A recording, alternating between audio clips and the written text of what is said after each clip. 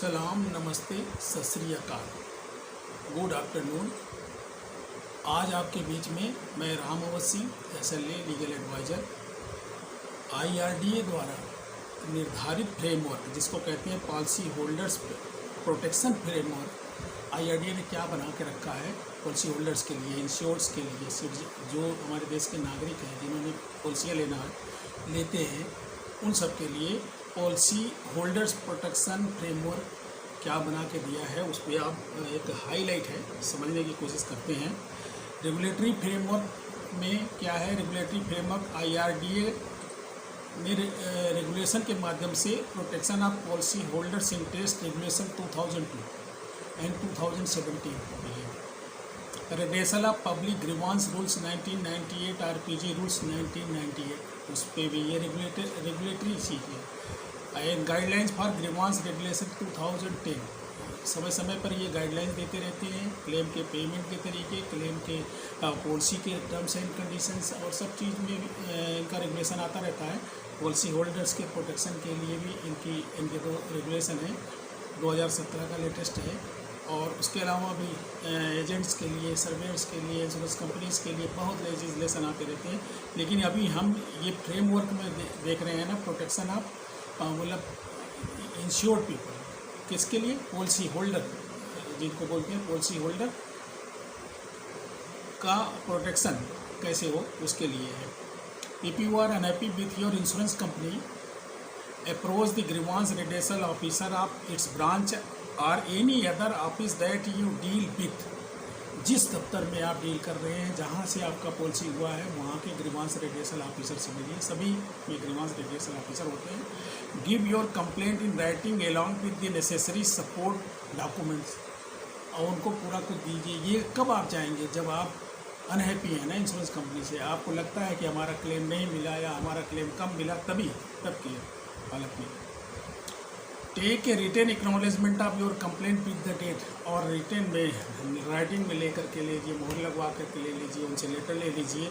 The insurance company should deal with your complaint with in 15 days. वो 15 दिन के अंदर उनको डील करना होता है। वो भले ही झूठा मूठा जवाब देते रहे, लेकिन आपको लगे रहना है। If that does not happen और if you are unhappy with their solution, you can use the below available channels. अगर ये जो ग्रीवांस है, इंटरनल ग्रीवांस है, उससे आप अनहैप्पी हैं, तो उसके बाद आपको कहाँ पे IRDA ने चैनल दिया है। वो कौन सा चैनल है? IGMS, integrated grievance management system. Registering a complaint at www.igms.irda.gm.in। IRDA में ये आपको कंप्लेंट डालनी होगी। IGCA, उसके बाद IGCA IRDA grievance call centre पे, कॉल टोल फ्री नंबर पे 155-255-1800-425-4732, और ईमेल करेंगे complaints@irda.gov.in, letter to consumer affairs department. इसके अलावा भी आप लेटर डायरेक्ट डाल सकते हैं, letter to consumer affairs department, insurance regulatory and development authority, 355-817-818 United India Towers. ये बदल गया है, ये एड्रेस कुछ और है। Fax 04066789768। IRDA facilitates resolution of policy holders grievance by insurers but does not investigate into adjudicate upon complaint. आपकी जो कंप्लेंट है उस पर ना वो एडजुकेट करती है, ना तो कोई अपीलिंग अथॉरिटी है, लेकिन वो डायरेक्ट करती है इंश्योरेंस कंपनियों को, उनको डील करने के लिए बोलती है कि आप इसको हैंडल कीजिए, निकालिए, दीजिए, और नहीं तो दूसरे चैनल का उपयोग कीजिए। अगर आपने IRDA को कंप्लेंट कर दिया है, तो उसके बाद दूसरा चैनल आता है, option for unsatisfactory resolve complaint में की कंडीशन में आप किसके पास जाएंगे? इंश्योरेंस ओम्बड्समैन में। आपने ग्रीवांस में दिया, इंटरनल ग्रीवांस में दिया, IRDA में दिया, IRDA के 3-4 चैनल है उस पर दिया। उसके बाद अगर आप वहाँ से भी नहीं सोल्यूशन पा रहे हैं, तो नेक्स्ट कोर्स में आपको जो है ऑप्शन फॉर अनरिजॉल्व और unsatisfactory resolve complaint insurance ombudsman पे जाएंगे। ये एरिया वाइज है। इंश्योरेंस ओम्बड्समैन यूपी वेस्ट का और उत्तरांचल का मिला करके एक नोएडा में है, बाकी लखनऊ में है, दिल्ली का दिल्ली में है, दिल्ली वाले में भी कुछ हरियाणा के पोर्शन भी हैं। आसपास के पोर्शन है।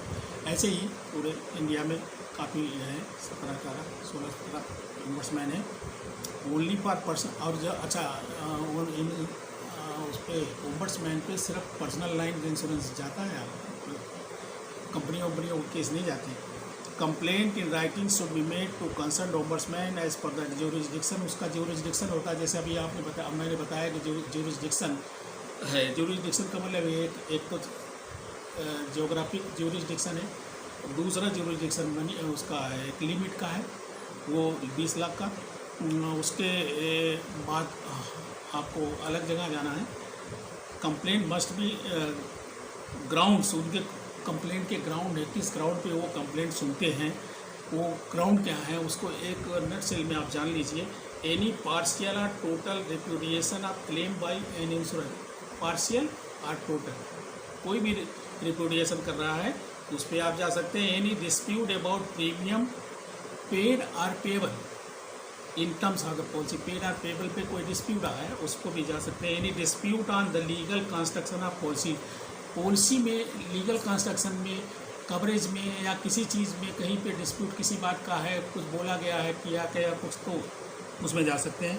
Delay in settlement of claim, claim का सेटलमेंट डिले से हो रहा है उसमें भी आप ओम्बड्समैन जा सकते हैं। Non use of any issuance document for payment of premium, और अगर आपको कोई डॉक्यूमेंट नहीं दिया गया है और आपसे पैसा ले लिया गया है तो उस कंडीशन में भी आप जा सकते हैं अगर आपको कोई डॉक्यूमेंट नहीं दे रहा है। IRDA, लेकिन एक चीज़ इतना याद रखना है कि IRDA does not act as an appellate authority, ये अपीलेंट अथॉरिटी नहीं है on the decision of insurance ombudsman, consumer forum और एनी अप्रोप्रिएट कोर्ट। ये सब अलग अलग इंडिपेंडेंट बॉडी हैं, उनके आर्डर, जैसे ओम्बड्समैन के आर्डर बाइंडिंग है इंश्योर्ड को, इंश्योरेंस को, कंपनियों को, इंश्योरेंस कंपनियों को बाइंडिंग है।